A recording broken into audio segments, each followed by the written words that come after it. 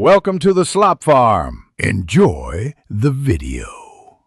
In this video, I will explain how to make bone marrow butter for baby. First, choose high-quality beef marrow bones from a reliable source. Next, preheat your oven to 400 degrees Fahrenheit.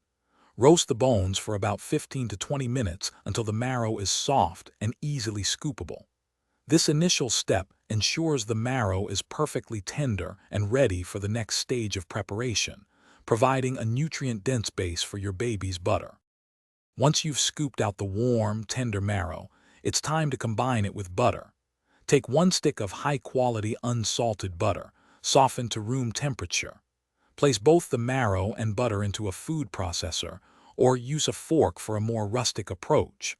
Blend until the mixture is completely smooth and uniform.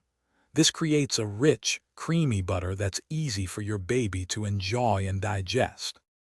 Now that your bone marrow butter is blended, you can add a tiny pinch of sea salt if you wish, though it's optional for babies. Carefully transfer the butter into an airtight container or a silicone mold for easy portioning. Place it in the refrigerator for at least 2 hours, or until it becomes firm. Proper storage ensures the butter stays fresh and ready for your baby's meals, offering a convenient and nutritious addition.